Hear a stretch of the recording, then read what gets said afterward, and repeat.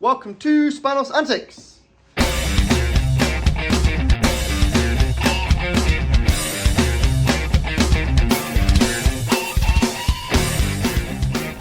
Spanos Antics. In this episode, it's all about the mango. As you know, we had a massive alternator fail and we ran out of electricity on the way to Wheels Day. Video there about that. Now, we are taking this bad boy to Belgium, to Bruges. We're going fours up, boys in this, on a bit of a boys trip. So I need to fix it, and I haven't got much time. So in this video, we whip the engine out, fix the alternator, and head off to Bruges. Box has just turned up with all my bits in. Let's open it up and take a look. These bits are from VW Heritage. If you don't know them, they're a good parts company. Right. Reproduction 36 horsepower fan housing with dog on the back. So the dog section is for 13 and 1600s, which they never made in this configuration, but they aftermarket do, and delete of the air vents.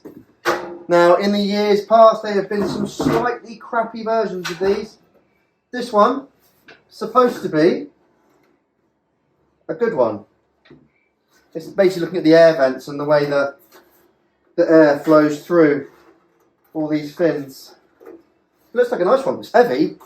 The cheap ones used to be really light. That is heavy. So that's that. Second part. Two types of alternators, built-in and external regulated. External regulated has pretty much died out. Internal regulated, there's now a few different types of the internals. Bosch do one where you can service the internal regulator and bushes. And now they've been repopped. So this is a repop version of the Bosch. I'd have loved to have got a Bosch, but they're nearly £400. And the budget was not quite there this time. So there it is. And that's the regulator plate, so you can take that out to access while it's in the engine bay, which would save me the massive job I now have to do. Ba-dum! Sweet. Did I buy anything else? Oh yes I did. Should be one more thing in here. Oh! Huh. It is a lime bug roller pulley tube that bangs through that hole. Sweet. Well, look what just turned up. Very exciting for me. So originally I had this cab mat in the splitty, which is just like a universal chopped up one that's sort of been bound. But now I've got a genuine reproduction waffle back OG cab mat, and it is sexy. So here we are in the home garage, taking out the engine. I'll hold it for you. What camera? I'll hold it. My new cameraman. I'll hold it. Okay, make sure you can see everything. You can see everything? Yeah? Okay. I'm going to take the engine out to replace the faulty alternator. To do that, we've got to undo some oil lines that go underneath, undo the 4 big bolts on the back of the gearbox, undo the wiring, and then it's a matter of lifting the car up and just pulling the engine backwards out. And then we can change all this stuff for the new bits. Let's crack on then. Are you actually going to do it? Yeah. Today? Yeah. Right now? Yeah. Okay, I'll camera it.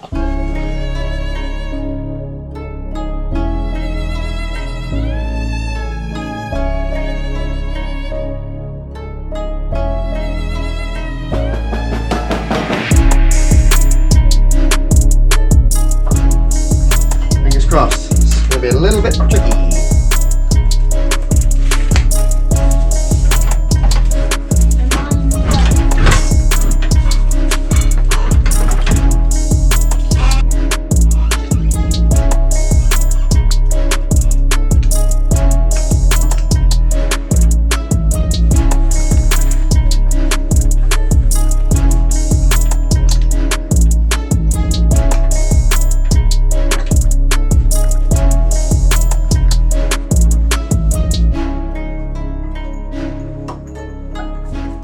Well, now the engine's out, I've actually managed to get inside the engine bay, and it is dry but crusty. So crusty.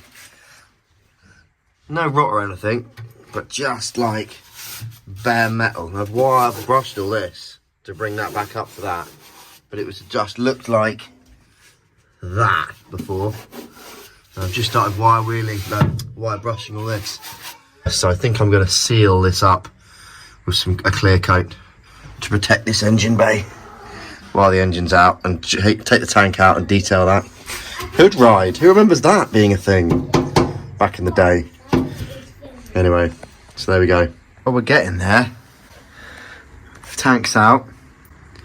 All this has been prepped. All the rough sand is gone. All the rough rust. Now it's just a matter of giving it another quick go with the wire wool, and then ready for some clear. Okay, well, I'm in the engine bay. I've cleaned and prepped and prepped and cleaned and cleaned and prepped and prepped and cleaned, and got all the surface crust off. And now I'm left with this patina / wear.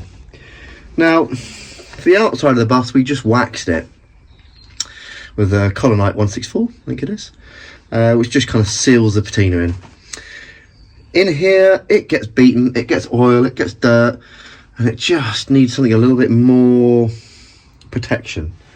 So what I did on my old bus and a few other things is I used Pour 15 quite a lot. Normally the black, I used it on the Volvo axle, like the whole chassis of the truck. It is ridiculously good stuff. In this case, I'm using the clear. Johnny used it on his single cab pickup truck as well, just in the engine bay. So I'm going to clear Pour 15 it. It doesn't give quite such a satin look that I'd normally like, but I'm just paintbrushing on, so it probably will go quite satin. But what it does do is protect it for life. It is really good stuff, and it likes to be painted directly onto metal and rust. So it's like a win-win, and it's clear. It's good stuff. So, crack on. There we go. All clear coated. That is all sealed nicely. So I've got a petrol tank to go back in.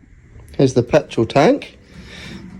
It's had a full clean wire wheel, get all the rust off, etch prime, and then a top coat of industrial grey enamel. So that now looks brand new. So here's the engine. Managed to get the housing off. Okay, well the fan housing is back on the engine, and it looks way sexier. Now, I'm a bit gutted. I really want to get these lower tins powder coated, but my buddy Simon at NOS, who sorts out all my powder coating, is off at the moment. So I could get them done, but there's going to be like a 2-3 week delay, and I ain't got time for that. So painfully, it's going back together with these horrible tins, and in the winter, we'll blow it apart again.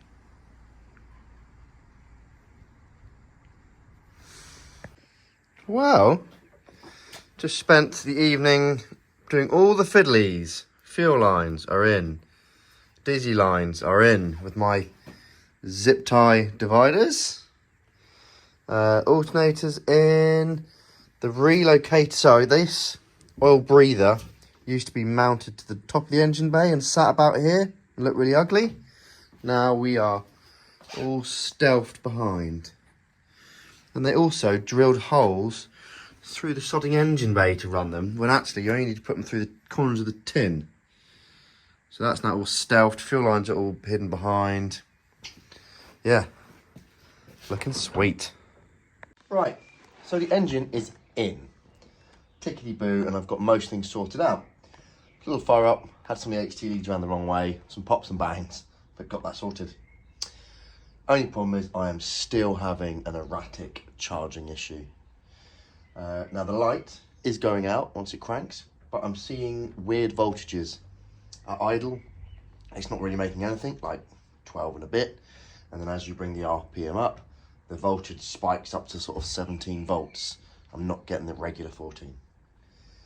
it could be the internal regulator in this, brand new, is not quite functioning right. Or there could be an issue with some wiring somewhere, which is more likely.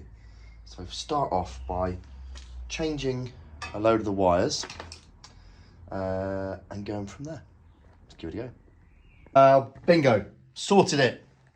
After doing loads of earths and wires and cocking about, guess what it was?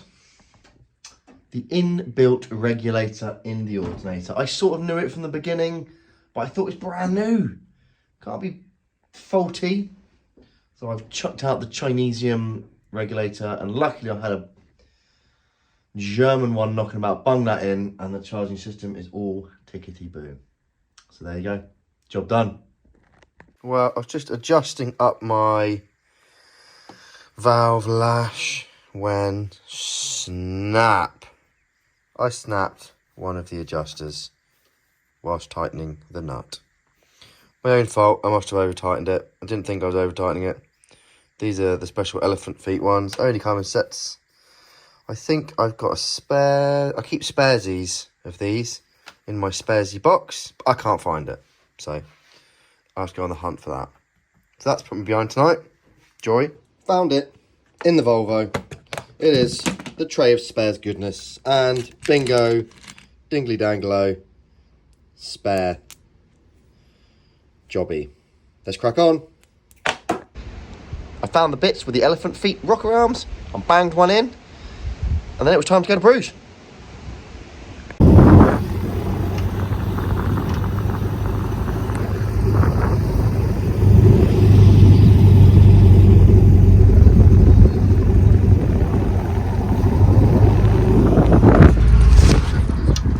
We got it finished just in time. I didn't film the last few little bits because time was tight. We had a train to catch.